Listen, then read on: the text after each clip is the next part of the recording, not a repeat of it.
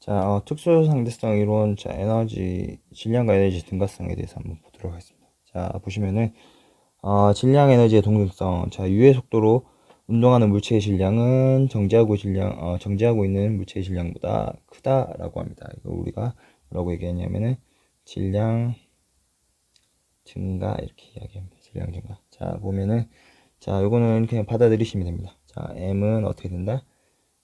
이거 여러 가지 복잡한 과정을 통해서 나올 수가 있는데 1-c제곱분의 u제곱 이렇게 돼서 이 값은 m0 이렇게 줄 수가 있게 됩니다.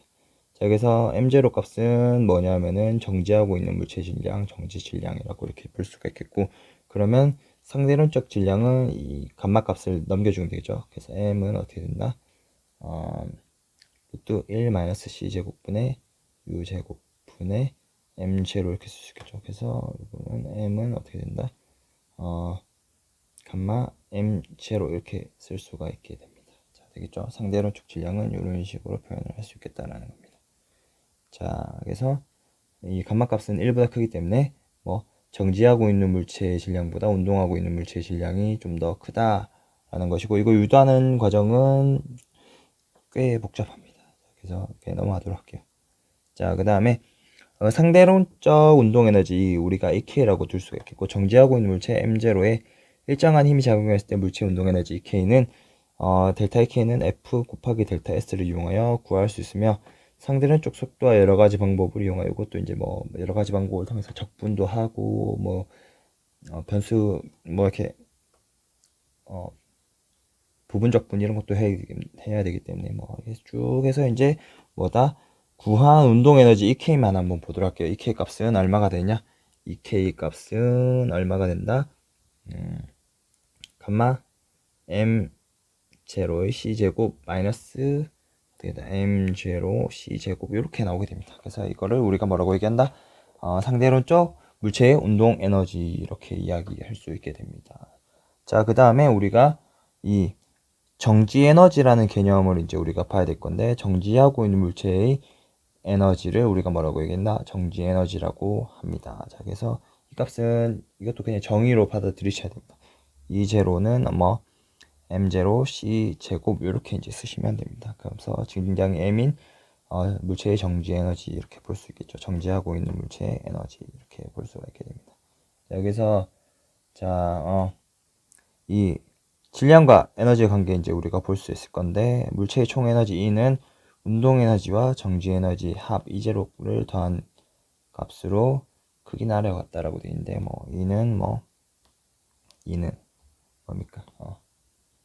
EK 더하기 뭐 E0 이렇게 쓸 수 있겠죠. 자, 그럼 EK 값은 뭐냐면 요 위에 나와 있겠죠. 감마 뭐 M0 C제곱 마이너스 M0 C제곱 이렇게 쓸 수가 있겠고, 요게 이제 EK가 되겠죠. EK가 되겠고, 그 다음에 E0로 더해줄 수 있겠죠. E0 값은 뭐 M0 C제곱이니까 M0 C제곱 이렇게 쓸 수 있겠죠. 얘랑 얘랑 날라가게 되겠죠. 얘랑 얘랑 날라가게 된다는 것을 알 수가 있겠습니다. 그래서 우리는 뭐 E는 어떻게 쓸 수가 있다? 날라가니까 여기 두 개 날라가니까 감마 M0 C제곱 이렇게 쓸 수가 있겠죠. 그래서 요 값은 어떻게 쓸 수 있다? M C제곱 이렇게 쓸 수가 있습니다. 그래서 여기서 M은 뭐 M0에다가 감마 값을 곱한 거라고 볼 수 있겠죠. 자, 조금 다시 써볼게요. 이거. 자, E는 어떻게 쓸 수 있다? 감마 M0 C제곱 이렇게 쓸 수가 있겠고, 요거는 MC 제곱 이렇게 쓸 수가 있게 됩니다. MC 제곱. 그래서 얘랑 얘랑 같으니까 뭐 m은 뭐 감마 m0 이렇게 쓸 수가 있겠죠. 이런 식으로 우리가 표현을 할 수 있게 됩니다. 자, 그 다음에 뉴턴의 운동에너지와 상대론적 운동에너지 비교 이렇게 볼 수가 있을 건데, 자, 여기 보시면은 요 그래프가 여기 나와 있죠. 그래프가 나와 있을 건데 뭐 짧게 보면 됩니다. 이게 지금 뉴턴의 운동에너지인데, 뉴턴의 운동에너지는 E는 얼마가 되나요? 2분의 1 mv의 제곱 이렇게 되겠죠. 2분의 1 mv 제곱이니까 뭐 이 빛의 속도 c에 있을 때 뭐 c에 가지 못하겠지만은 이때 에너지는 뭐 mc 제곱의 절반 정도겠죠. 2분의 1 1 mc 제곱 이렇게 될 건데, 요거 에너지가 이 mc 제곱의 절반 값을 가지게 된다, 이렇게 우리가 볼 수 있겠고, 요 에너지 될 수 있겠고, 요 값을 잘 보면은 이제 우리가 운동 에너지 값은 뭐 2k 값은 얼마입니까?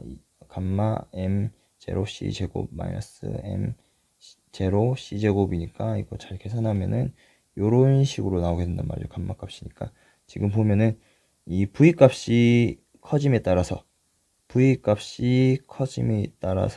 얘는 1에 가까워지겠죠. 1에 가까워지니까 뭐 분모 값이 어떻게 된다? 다운이 작아지겠죠. 0에 가까워지겠죠. 분모 값이 0에 가까워지니까 어떻게 된다? 이 전체 값은 어떻게 된다? 무한대에 가까워지겠죠. 그래서 이 운동 에너지 값은 어떻게 된다? 점점 증가하게 될 거고, 이 값은 어떻게 된다? 이 물체의 속도는 c를 넘어갈 수 없겠죠. 왜냐하면은 이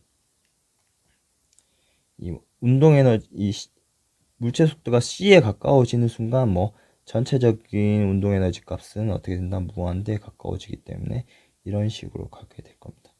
그래서 이 절대로 물체의 뭐 속도는 c를 넘을 수가 없다, 이렇게 볼 수 있겠죠. 왜냐하면 에너지가 너무 많이 드니까.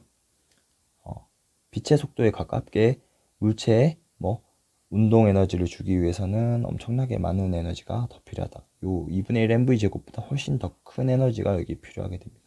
자, 그렇기 때문에 뭐 이렇게 더 가파르게 그래프가 나오는 것을 확인을 할 수가 있습니다. 자, 그다음에 질량 결손 한번 보도록 하겠습니다. 자, 요거는 이제 다음 시간에 마지막으로 수업할 건데, 마지막으로 수업하면서 핵분열, 핵반응에서, 핵융합에서 좀 더 자세하게 다루고, 지금은 뭐 질량 결손에 대해서만 한번 보도록 하겠습니다. 자, 핵반응 후 그리고 핵반응 전보다 줄어든 질량의 합을 말하게 됩니다. 자, 핵반응 과정에서 에너지를 방출하기 때문에 질량이 뭐 어떻게 된다? 줄어든다, 그런 이야기입니다. 한번 볼게요. 자, 여기 보면은 이 중성자, 양성자가 4개가 모여서 최종적으로 뭐 헬륨 원자 핵을 만듭니다. 헬륨 원자 핵을 만들게 됩니다. 원자 핵을 만들 때, 자, 질량 값을 한번 보면은, 자, 양성자의 질량 값은 이 U라는 값도 이제 나중에 볼 건데, 이제 U 값은 뭐 탄소 원자의 질량을 11호 뒀나? 탄소 원자 1몰의 질량을 11호 두고 이렇게 계산하는 이제 뭐 그런 값이 되는데, 일단 나중에 이제 우리가 배우기로 하고, 지금은 너무 한 게 많으니까, 상대성 이론 하면서 한 게 너무 많으니까 이렇게 넘어가겠습니다. 자, 그래서 양성자의 질량은 1.00736가 되고, 중성자의 질량은 1.00876가 됩니다. 그래서 요 4개를 더한 값은 얼마가 된다? 4.03206가 되고, 그리고 헬륨 원자핵의 질량은 얼마가 된다? 4.00156가 됩니다. 그래서 요 두 개의 값이 어떻게 된다? 얘가 더 크겠죠. 얘가 더 큰데 이 4개를 모았더니만 뭐 어떻게 된다? 이게 더 작은 질량이 됐단 말이죠. 더 작은 질량이 됐다는 이유는 뭐다? 이 델타 M만큼에 해당하는 뭐 에너지가 방출되었다고 볼 수 있습니다. 그래서 우리 앞에서 봤겠지만은, 자, 에너지는 이런 식으로 쓸 수 있기 때문에, 자,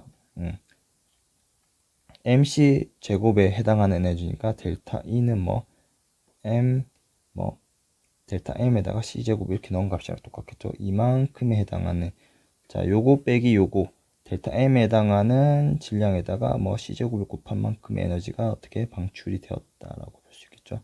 그래서 이것도 핵융합 과정이라고 볼 수 있으니까, 핵융합 과정 동안 요만큼 델타 mc 제곱에 해당하는 에너지가 방출되었다라고 이렇게 볼 수 있겠다는 겁니다. 자, 이 내용 보면은 양성자와 중성자가 결합하여 헬륨 원자 핵을 이룰 때 질량이 줄어든다. 이때 줄어든 질량만큼 어떻게 된다? 에너지가 생성된다. 그래서 질량은 뭐 에너지가 된다. 델타 M은 뭐 델타 E로 이렇게 환원이 된다, 이렇게 볼 수 있겠죠. 자, 그 다음에 이제 전자의 상생성을 볼 건데, 이거는 뭐다? 델타 E가 뭘 생긴다? 델타 M을 발생시킨다라고 볼 수 있겠죠. 자, 전자의 상생성 볼 수 있을 건데, 빛이 핵 주변에서 주변이죠. 핵 주변에서 산란될 때, 자, 이렇게 빛이 이렇게 쭉 나가게 됩니다. 이것도 이제 빛 에너지니까 에너지가 있겠죠. 빛 에너지가 뭐 이 핵 주변을 지나가면서 산란을 할 때 뭐다? 빛이 전자와 양으로 된 전자, 우리가 이걸 양전자라고 한단 말이죠. 양전자. 자, 전자는 보통 뭐 마이너스 전하를 가지게 되는데 얘는 뭐다? 플러스 전하. 똑같은 차지를 가지고 있는데 얘는 마이너스 값, 얘는 플러스 차지를 가지게 됩니다. 자, 그래서 플러스 전하를 가지는 양으로 된 전자의 물질을 물질화되는 것도 가능하다라는 겁니다. 다시 한번 더 보면은 자, 이 빛을 가진 엄청나게 큰 에너지 가지겠죠. 빛을 가진 엄청나게 큰 에너지를 가진 빛이 원자핵 주변을 지나가면서 이렇게 스쳐 지나간다고 볼 수 있겠죠. 산란하는 거니까. 산란하면서 지나갈 때 이 빛 에너지가 뭘로 바뀐다? 이 전자와 양전자를 생성시키는데 쓰인다라고 볼 수 있겠다라는 겁니다. 자, 그래서 계속 읽어보면 이는 에너지가 빛 에너지가 질량으로 이 빛 에너지겠죠. 빛 에너지가 질량으로 변하는 과정이라고 볼 수 있습니다. 자, 이 과정에서 빛 에너지와 전자의 에너지는 서로 보존이 된다. 하지만 운동량의 경우에는 원자핵이 일부 가져가기 때문에 보존은 되지 않는다라는 겁니다. 하지만 에너지는 보존된다. 여기에는 거의 에너지가 전달 안 되고 여기와 여기에 에너지가 전달된다. 라고 하면은 우리가 에너지 보존 법칙에 따라 전자의 운동 에너지를 계산을 할 수가 있게 됩니다. 자, 계산해 보면은 자, 이 빛 에너지가 이제 가지는 빛 에너지 크기를 이 빛이라고 친다면은 그때 에너지는 이 전자의 질량에 해당하는 질량 에너지와 이 진저의 질량하는 질량 에너지. 자, EM E C 제곱. 왜냐하면은 이때 EME를 쓰는 이유는 이 양전자와 전자의 질량이 두 개 똑같다라고 했을 때는 이렇게 쓸 수 있겠죠. 이 정지하고 있을 때의 전자의 두 개의 질량 에너지와 정지 질량 에너지와 이렇게 요 놈이 이제 이렇게 움직이고 이렇게 움직이고 있기 때문에 운동 에너지가 가지겠죠. 운동 에너지 두 개를 더한 값과 같다라고 볼 수 있습니다. 보통 요 값들에 비해서 요 값은 크지가 않기 때문에 어떻게 쓸 수도 있냐면 이 M, E, C의 제곱 더하기 2분의 1 M, E, V의 제곱에 2배 이렇게 쓰는 경우도 있습니다. 그래서 이제 전자의 속도를 계산을 하면 이런 식으로 계산을 할 수 있게 됩니다. 자, 되겠죠? 그래서 우리가 얘기한 건 뭐다? 자, 한번 더 살펴보면은 속도가 증가하면 질량이 증가한다. 이렇게 이제 이야기를 했었고 쭉 해서 이제 운동 에너지는 이런 값이 나오게 되고 이 정지 에너지 정지하고 있는 물체의 질량에다가 C제곱을 곱한 정지 에너지를 더하게 되면 이 운동 에너지와 정지 에너지를 더했을 때 이제 요런 물체의 에너지를 구할 수가 있겠고 그때 에너지 1하고 이렇게 우리가 둘 수 있겠다는 거죠. 그래서 다시 한번 더 보면은 이 감마값 속도가 증가함에 따라 감마값이 증가하기 때문에 그때 필요한 운동 에너지 값이 엄청나게 증가하기 때문에 빛의 속도보다 어떻게 큰 물질은 만들 수 없다는 겁니다. 왜냐면 에너지가 너무 많이 필요하기 때문에 이런 식으로 계산을 할 수가 있겠고 그 다음에 질량 손실에서 뭘 할 수가 있다. 이제 요 4개의 입자들이 더해졌을 때의 질량보다 4개가 합쳐졌을 때 질량이 더 적기 때문에 그만큼에 해당하는 질량의 에너지가 열 에너지나 다른 기타 등등의 에너지로 방출이 되었다라고 이렇게 볼 수 있겠다는 겁니다.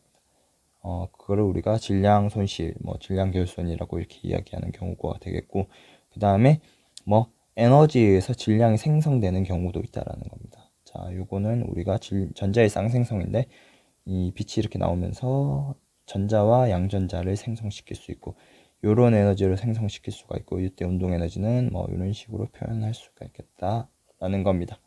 여기까지.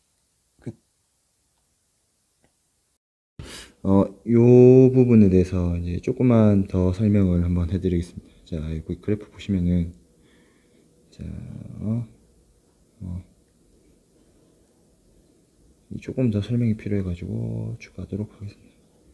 자, 요 식인데 운동 에너지 값이 이제 상대론적 운동 에너지 값은 이 값은 루트 a 마이너스 c 제곱분의 u 제곱분의 m0 c 제곱 마이너스 m0 c 제곱 이렇게 나오게 됩니다. 자, 그리고 이제 일반적인 이제 뉴턴 운동 에너지는 2분의 1 mv 제곱 값이 나오게 되는데 요 구간을 잘 보시면은 이 매우 작은 속도, 매우 이제 v 값이 이제 빛보다 매우 작은 속도를 가지고 있을 때는 이 값을 우리는 근사를 할 수가 있습니다. 그래서 여러 가지 좋은 근사를 통해서 열심히 근사를 하면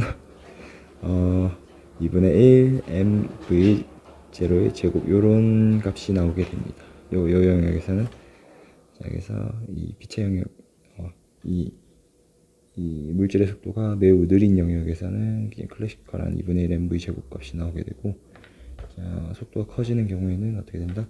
이 상대론적인 운동 에너지 값이 나오게 됩니다. 자, 되겠죠? 요거 근사하는 거는 잘 근사하면 나옵니다. 요 값을 잘 근사하면은 요런 값이 나오게 된다 라는 겁니다. 다시 한번 더 얘기하면은 이 속도가 매우 느린 영역에서는 클래시컬한 이제 뉴턴 역학이랑 똑같은 2분의 1 mv 제곱 값이 나오게 되고, 속도가 매우 빠른 영역, 이제 뭐 보통 이제 0.5c 뭐 이렇게 더 넘겠죠. 그런 영역에서는 어떻게 된다? 이 전체 에너지 값이 상대론적 운동 에너지 값이 되게 됩니다. 되겠죠? 이게 느린 경우, 이게 빠른 경우 뭐 이렇게 볼 수 있겠죠. 느린 경우에는 이렇게 근사시킬 수 있고, 빠른 경우에는 이대로 써야겠다라고 볼 수 있습니다. 자, 끝.